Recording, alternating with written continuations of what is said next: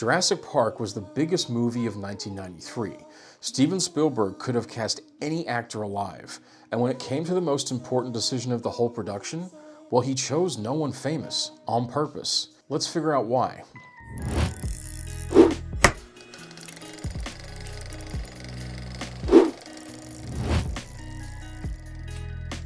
I'm Eddie, and this is Eddie P at the Movies, where we figure out how movies are built and what they're actually about. So we're just going to do a quick recap of the story of Jurassic Park and then jump into the themes of the film. So in Jurassic Park, a billionaire named John Hammond finds a way to bring dinosaurs back to life. He has a bunch of men digging for mosquitoes trapped in amber. The mosquitoes have dinosaur blood stuck in their bodies. Then some fancy scientists extract the blood. They use super science techniques to patch the holes in the dinosaur DNA with a little frog DNA, and voila, animals that have been gone for 65 million years are now brought back to life. And our billionaire, Mr. John Hammond, he builds a theme park on an island off the coast of Costa Rica to house these mythic beasts. But before he can open the theme park, his investors, well, they get a little bit nervous. So he brings in a team of experts to sign off on the park. A paleontologist named Alan Grant, a paleobotanist named Ellie Sattler, and a mathematician, or as he calls himself, a K-itician, named Ian Malcolm. They arrive at the island and they witness the impossible. They're only a stone's throw away from real living dinosaurs, and for about 10 minutes it's the single greatest thing any human being has ever built. But then the power goes out, the electric fences go down, and the animals escape. And then the park, which is designed to sell wonder to its guests, well, it turns into a place where guests are the main course for dinner. Everyone who survives the island getaway, well, they agree on one thing. This place should never have existed. That's the plot. That's your 30,000 foot view. So, without further ado, I've always wanted to say this. Welcome to Jurassic Park.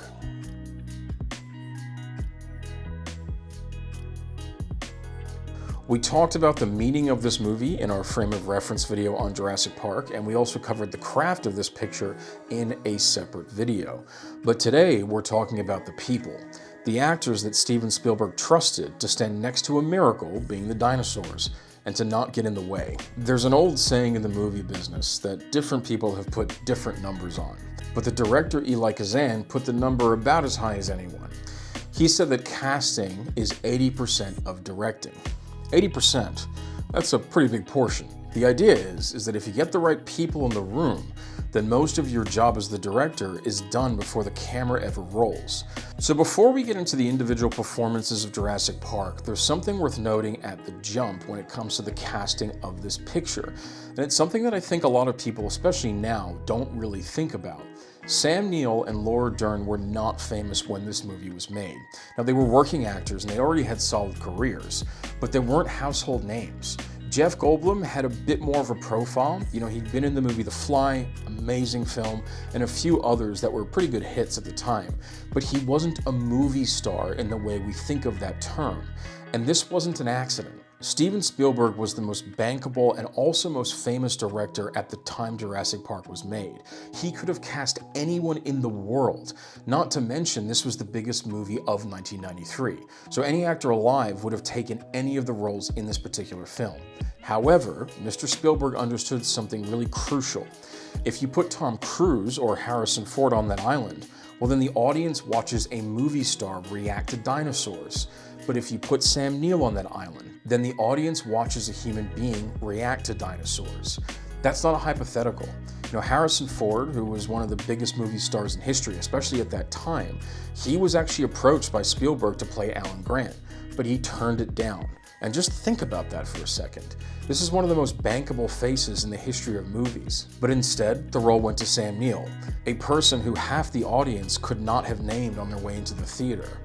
And that wasn't Spielberg settling for a lesser actor. It was Spielberg choosing the right person for the role. Because the stars of this film are the mythic creatures, the dinosaurs. The actors only needed to serve the story, not to compete with it. And every casting decision Spielberg made really reflects this deeper understanding. So first up, let's talk about Sam Neill as Dr. Alan Grant. So Sam Neill does something in this film that very few actors are willing to do. He's still, he's quiet, he watches, and he listens. and he lets his face do a lot of the work. In a film full of dinosaurs, screaming and running and all that, Grant's power as a character really comes from his silence and stillness. If you watch the Brachiosaurus scene, well, Neill doesn't deliver a speech. He doesn't explain what he's feeling, but he can barely breathe. His hands are shaking, his eyes are wet, and the audience feels everything he feels without him having to say much of anything. That's show don't tell at its finest. And that's what Neill does for the entire film. And here's what makes Grant the most interesting character in all of Jurassic Park. Nobody on that island wants to see living dinosaurs more than he does. This is a man who spent his entire adult life digging their bones out of the ground, brushing dirt off fossils with a toothbrush, imagining what these creatures look like when they walk the earth. And now he's standing in front of one. He's watching it eat, he's hearing it breathe, and he's still the first person to ask whether or not this is a good idea. That is the moral core of the film. A man with so much to gain from Jurassic Park's existence is the one who questions whether or not it should actually exist. Grant does not have Malcolm's philosophical framework or Sattler's botanical expertise, but he has instinct.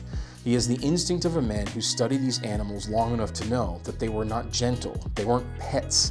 They were apex predators who ruled this planet for over 150 million years. And bringing them back is not necessarily a miracle, it's more like a provocation. And then of course there's the children. Now Grant doesn't like kids. He makes this very clear in the first 5 minutes of the film when he terrifies a boy on that dig site with a raptor claw and this really graphic description of what a velociraptor would do to the boy's intestines. But he's not cruel, he's just a man who's never really learned to be around children, because he never wanted to. And then the park falls apart, and he's alone with Tim and Lex in the dark with a Tyrannosaurus Rex somewhere out there beyond the tree line. And what Grant does over the next hour of the film is one of the most honest portrayals of personal growth that I've seen in any movie. And I say honest because it's small. You know, we've discussed this a couple of times. I don't like films where characters have these dramatic, huge changes overnight, because that's not how life works. You know, people don't transform, but they can shift, they can soften, they can pivot. They open a door that they might have kept locked for their entire life. And that's exactly what Grant does in this movie. He doesn't become a different person. He does not suddenly love children, but he learns, slowly, under extreme pressure, that protecting these two kids gives him something that digging up dinosaur bones never did. It's a true purpose and a human connection. The feeling of being needed by another human being who is so small and scared, and they're looking up at him like the only thing standing between them and death. And by the end of the film, the man who hated children is sitting in a helicopter with both of them asleep against his chest. And Neill plays that moment with a quiet expression that says more than any line of dialogue ever could. He's not the same man who arrived on the island, but the change is small enough that we can believe it as the audience. And that's what makes it land. None of the other characters in this film change at all. Hammond is still dreaming, Malcolm is still philosophizing, Sattler's still the ultimate pragmatist. It's only Grant that moves. And because he's the only one who changes, that change feels earned, it also feels real, and it feels true. If this video is the kind of thing you want more of, you know what to do. On to Jeff Goldblum as Ian Malcolm. Now, gotta say at the jump, Jeff Goldblum is one of my favorite actors of all time. And what he does in this film, and also a few other films that he stars in, is he pulls something off I've actually never seen any other actor do quite the same way, or quite as well, I suppose I should say. Every single sound that comes out of Jeff Goldblum's mouth, it sounds like it's being made for the first time. There's no rehearsal, no preparation, or none that we can see. There's no sense that he's read a script or memorized lines. And now what we witness is a guy who's just saying things on cue. He sounds like a man who's thinking and speaking simultaneously. Those pauses, the half-finished sentences, the way he starts a thought, then abandons it, and then picks up a different thread, and then somehow arrives at the exact same point he was always heading toward. That's not just a technique, that's really a gift, and he always finds a way. Anyway, Mr. Malcolm, the character, is roughly 30 to 40% rock star, 30 to 40% scientist, and the rest is kind of a playboy. You can tell the man loves women, but sort of in the way that Don Juan loves women. You know, not as a conquest, but as an ongoing fascination. He flirts with Dr. Sattler in front of Alan Grant with zero shame, and somehow it's quite charming. It's not really obnoxious. But underneath the black leather jacket and the sunglasses and the unbuttoned shirt, there's a brain operating at a level that most people in this film cannot comprehend. Malcolm has a scary level of intelligence, the kind that sees the entire system while everyone else is looking at individual pieces. Hammond sees this grand theme park. The lawyers, they see mountains of revenue. The geneticists, they see achievement. But Malcolm, well, he sees the impending collapse. He sees it from the moment he steps onto the island, and he spends the entire film trying to tell anyone who will listen. And if you watch Goldblum's performance carefully, especially in the scenes when he's not speaking, there are these long stretches where Malcolm is simply watching the other actors. He's listening, he's observing, he's taking in data and then processing it. And then, when he's seen enough, he drops the hammer. You think of those 3 magic lines: life finds a way. You wield power like a kid who found his dad's gun. And of course, your scientists were so preoccupied with whether or not they could, they didn't stop to think if they should. Every one of those lines of dialogue, it lands like a verdict in a courtroom, because Goldblum has spent the previous 10 minutes in silence, just in observation. So he earns the right to deliver those lines by waiting. And that patience, that willingness to sit in silence while everyone else fills the air with noise, is what makes Malcolm the most memorable character in the entire picture. In Michael Crichton's novel, there's a long stretch where Malcolm is dying from his injuries. He's on this morphine drip and he's kind of going in and out of consciousness. And in these feverish moments in the book, he delivers these really beautiful and quite complicated extended monologues that are about chaos theory, the ethics of science, and also the arrogance of man.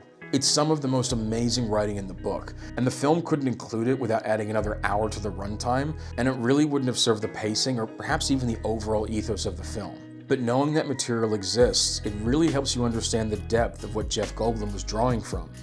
Malcolm in the film is the tip of the iceberg that Crichton built underneath in the book. On to Laura Dern as Dr. Ellie Sattler. So Laura Dern brings something to this film that none of the other performers provide: light.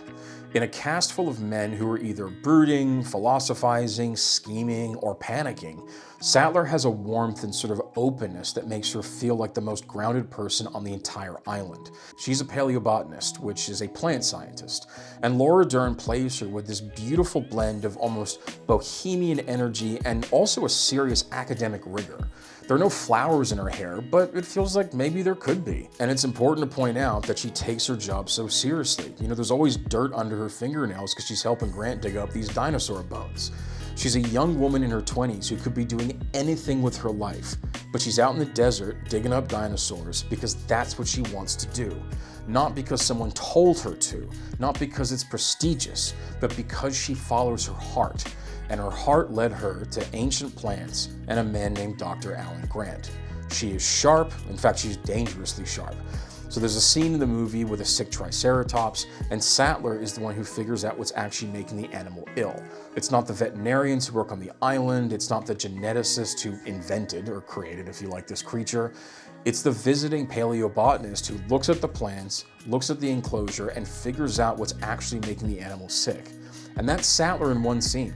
A woman who sees what fancy people miss, because she's actually paying attention to the simple things that other people ignore. And then when the park collapses, Sattler doesn't freeze.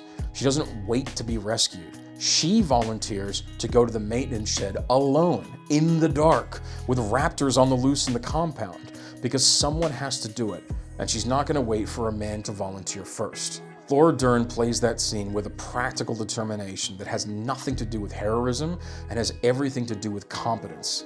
She's not brave because she's fearless. She's brave because she knows what needs to be done, and she does it. Richard Attenborough as John Hammond. So, a little bit of history here. Steven Spielberg had wanted Richard Attenborough to be in one of his films for years, but Attenborough kept saying no.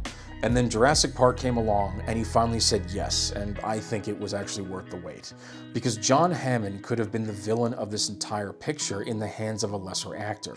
A billionaire who plays God, who builds a theme park full of these really dangerous animals, who invites his own grandkids to an island where the safety systems are untested and the animals are barely contained. On paper, this is a man reckless to the point of criminal negligence.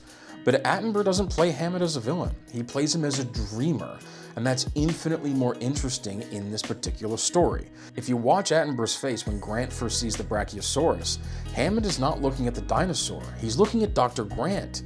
He's watching a man experience wonder for the first time, and the joy on Hammond's face in that moment, it's pure, it's real. It's the joy of a man who built something impossible, and he's watching it work exactly the way he imagined. Hammond genuinely believes he's giving a gift to the world. And when he says that this park is not only for the super rich, and he wants everyone in the world to experience this, he means it. So this isn't some corporate villain maximizing shareholder value. This is a grandfather who wants to show the world something magical. And this is what actually makes him dangerous, because Hammond is a man who's been betting big and winning big his entire life. He has the Midas touch, and over a long career, even with a few significant losses or missteps, the wins are what people remember. And more importantly, the wins are what Hammond remembers. He's trained himself to ignore the failures and focus on the successes. That optimism, that relentless belief that everything will just work out because it always has before, well, that's what built Jurassic Park, and it's also what gets people killed. Now, personally, I don't think John Hammond is a bad man. I just think he's irresponsible. But here's the thing I keep coming back to. If we never had men who dreamed this big, men who looked at the impossible and said, I'm gonna do it anyway, well, then we, as in humans, would still be living in caves, fighting off predators in the night. The tragedy of John Hammond is not that he dreamed too big, it's that he dreamed big without building the infrastructure to support his dream. He spent billions on genetics, animatronics, fences, helicopters, and then he hired one IT guy to run the entire security system. That's not ambition, that's negligence dressed up as a vision. And Attenborough makes you love him for it, even as you watch the consequences unfold around him. Just a few honorable mentions for the rest of the cast. So Samuel L. Jackson as Ray Arnold. He was the chain-smoking chief engineer who holds the park's security systems together with duct tape and bad language. Jackson plays Arnold as a man who's been telling Hammond for months that the systems are not ready, and he's been ignored every single time. His frustration is palpable. When he says, "Hold on to your butts," before rebooting the computer system, Jackson makes you feel the weight of a man who knows this is probably not going to work, but he's run out of better options. And then Wayne Knight is Dennis Nedry, the man who broke the park.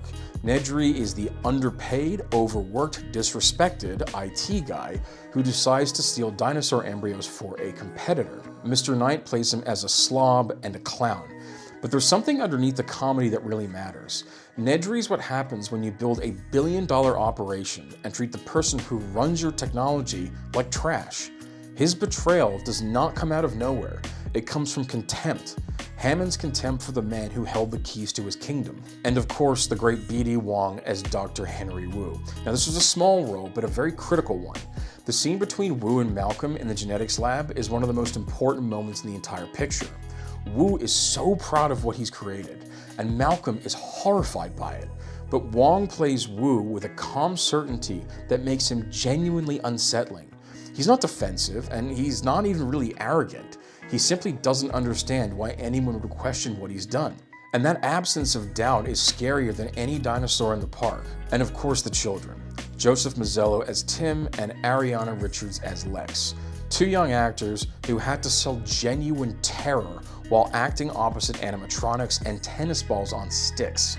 The car scene with the T-Rex works because these kids were not performing fear, they were radiating it. Richard's scream when the Rex pushes its face against the glass is one of the most authentic sounds in the entire picture. And Mazzello's hero worship of Grant, the way he follows him through the park like a duckling following its mother, well, it's really what gives Grant's transformation an emotional foundation. So that's the cast of Jurassic Park. And to go back to where we started, casting is most of what directing really is. And Steven Spielberg, he spent that 80% on human beings instead of movie stars. So they weren't the biggest names, but they were the right people for the job. People so talented that they could stand next to the most astonishing effects in the history of cinema, at least to that point, but you'd look at their faces instead of the beasts. And that's the whole trick. The dinosaurs are why we bought tickets to go see the movie. But these people are why we actually believe what we saw on screen.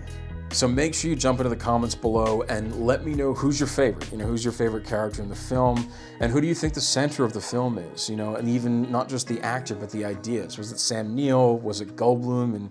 And all that thinking out loud. Was it Laura Dern? Was it Attenborough?